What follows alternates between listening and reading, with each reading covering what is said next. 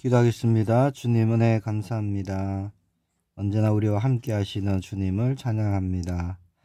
오늘도 내주하시고 또 함께 하시며 동행하시는 주님만을 바라보며 의지하며 인도받기를 원합니다. 영원한 하나님 나라의 일들이 이루어지고 성취되는 오늘이 되게 하옵소서. 살아계신 주 예수 그리스도 이름으로 기도합니다. 아멘. 오늘 나눌 말씀은 시편 146편 1절에서 10절의 말씀입니다. 제가 봉독하겠습니다. 할렐루야 내 영혼아 여호와를 찬양하라. 나의 생전에 여호와를 찬양하며 나의 평생에 내 하나님을 찬송하리로다. 귀인들을 의지하지 말며 도울 힘이 없는 인생도 의지하지 말지니 그의 호흡이 끊어지면 흙으로 돌아가서 그날에 그의 생각이 소멸하리로다.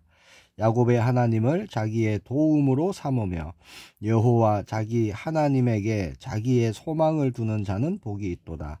여호와는 천지와 바다와 그 중에 만물을 지으시며 영원히 진실함을 지키시며 억눌린 사람들을 위해 정의로 심판하시며 줄인 자들에게 먹을 것을 주시는 이시로다. 여호와께서는 갇힌 자들에게 자유를 주시는도다. 여호와께서 맹인들의 눈을 여시며 여호와께서 비굴한 자들을 일으키시며 여호와께서 의인들을 사랑하시며 여호와께서 나그네들을 보호하시며 고아와 과부를 붙드시고 악인들의 길은 굽게 하시는도다. 시온아 여호와는 영원히 다스리시고 네 하나님은 대대로 통치하시리로다. 할렐루야. 아멘. 오늘 본문 말씀 가지고요, 하나님께 소망을 두는 자라는 제목으로 또 말씀 붙잡기를 원합니다. 3절 4절에 보니까 이렇게 말씀합니다. 귀인들을 의지하지 말며 도울 힘이 없는 인생도 의지하지 말지니 그의 호흡이 끊어지면 흙으로 돌아가서 그날에 그의 생각이 소멸하리로다. 그렇게 말씀합니다. 시편 146편부터 끝편 150편까지 5편의 시편 말씀은요, 시작과 끝이 할렐루야로 되어 있습니다. 할렐루야라고 시작하고요, 마지막 끝도 할렐루야로 끝이 납니다. 하나님을 찬양하는 찬송시인데요. 오늘 우리가 본 146편은 바벨론 포로에서 돌아온 후에 참 구원을 이루신 구원의 근본 되신 하나님을 찬양하는 그런 찬송시가 되는 거예요. 과거 이스라엘 백성들은 하나님을 의지한 것이 아니었습니다. 세상에 힘 있는 자들을 의지하고 또 힘 있는 나라를 의지하고 그러다가 결국 우상 숭배하면서 말씀을 다 놓쳐버리고 바벨론에게 멸망당하고 포로가 되었죠. 그것을 오늘 본문에서는 상기시키면서 더 이상 힘도 없고 도울 그런 능력이 없는 세상의 것을 의지하지 마라 라는 것을 말씀하고 있는 겁니다. 과거의 그런 흑 역사를 교훈 삼아서 다시는 우리가 세상을 의지하거나 사람을 의지해서 멸망당하지 말아야 된다 라는 것을 말씀하고 있는 거죠. 이사야 2장 22절에 보면요, 너희는 인생을 의지하지 말라. 그의 호흡은 코에 있나니 새말 가치가 어디 있느냐. 그렇게 말씀합니다.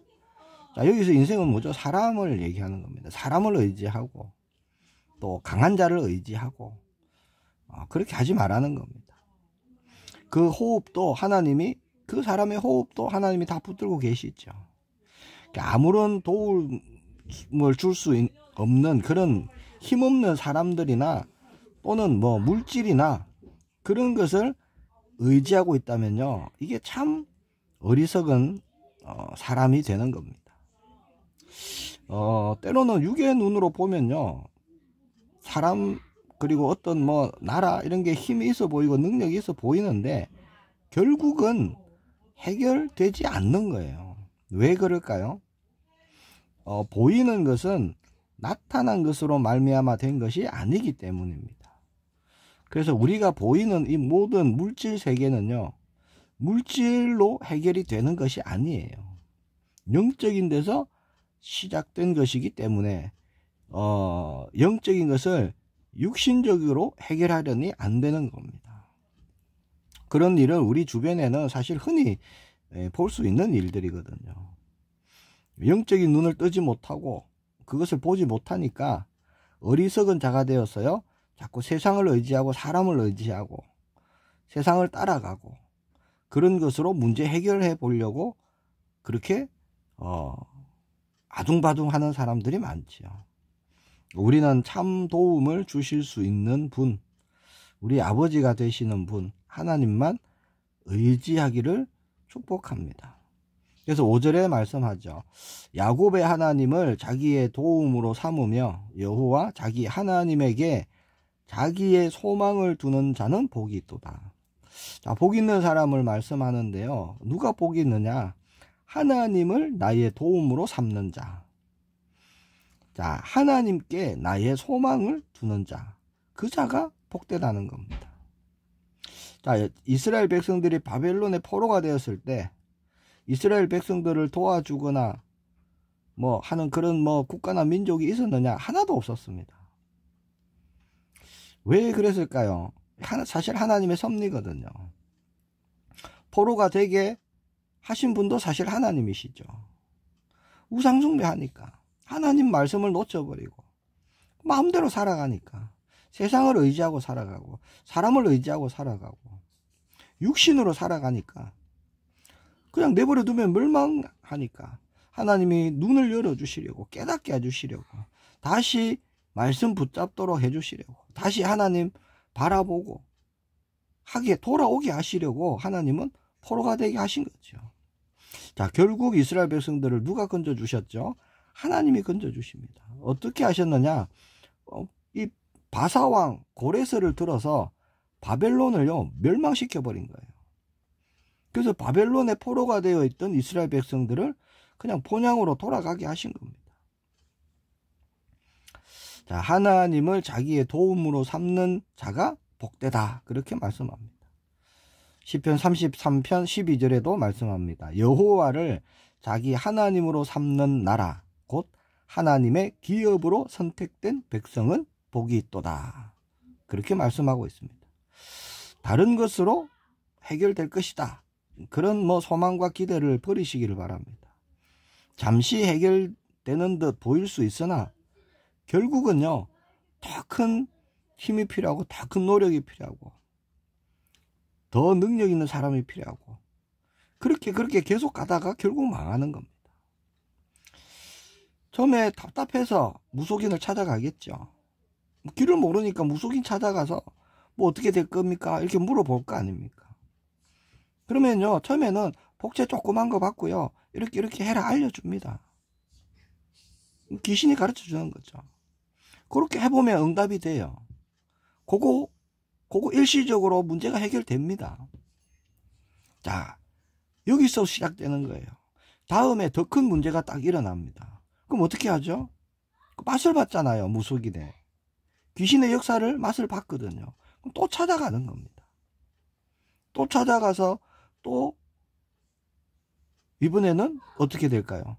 더 많은 것을 지불해야 돼요. 더 큰 것을 지불해야 됩니다. 그러면 또 어느 정도 해결이 돼요. 또 응답이 일어납니다. 그 다음에는요 감당할 수 없는 큰 문제가 일어나는 거예요. 그럼 어떻게 해요? 무속인 또 찾아가는 거죠. 그때는요 모든 것 다 내놔야 됩니다. 모든 것 잃어버려 결국은 망하는 거예요. 결국 무너지는 겁니다. 귀신이 하는 일이 그런 거예요. 한번 맛보면요 그럼 못 빠져나가요. 왜? 그렇게 처음에 응답 한번 받았으니까. 그게 증거가 돼 갖고요 딱 묶어버립니다. 올무에 딱 걸리게 하는 거예요. 결국엔 못 빠져나갑니다. 자, 그러면 교회 다니는 많은 분들은 무속인을 찾아가지 않겠죠. 자, 그러나 하나님을 찾지 않으면요 결국 다른 걸 찾게 되는 거예요. 무속인은 찾아가지 않더라도 돈으로 어떻게 해보려고 하고 아는 인맥으로 해결해 보려고 하고 결국 그러면요 점점점 더 힘들어지고 어려워진다는 겁니다. 자, 보이는 것은요 나타난 것으로 된 것이 아니에요. 자, 우리에게 일어나는 크고 작은 모든 일을 가지고 우리는 주님을 바라봐야 됩니다. 주님을 찾고 주님께 도움을 우리는 구해야 되는 거예요. 주님 바라보라고 우리에게 허락하신 일들입니다. 우리는 영이 살았죠. 우리는 영적인 눈을 뜨고 영적인 눈으로 모든 것을 봐야 되는 겁니다. 오늘 우리 모두는요 하나님 한 분만을 나의 도움으로 삼으시길 축복합니다. 다른 도움 없어요. 도움이 될 수가 없습니다. 그리고 또 하나님께만 소망을 두시기 바랍니다. 그런 자가 복 있는 자다. 오늘 본문에 말씀하는 거예요.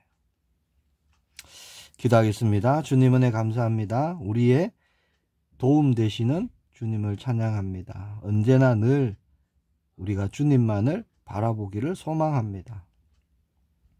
하나님이 우리에게 새롭게 열어주신 새로운 살길, 완전한 길, 그 길을 주목하며 오늘도 인도함 받기를 소망합니다. 성령으로 충만케 하시고 참된 것을 보며 믿음의 걸음을 가는 우리 모두가 되게 하옵소서.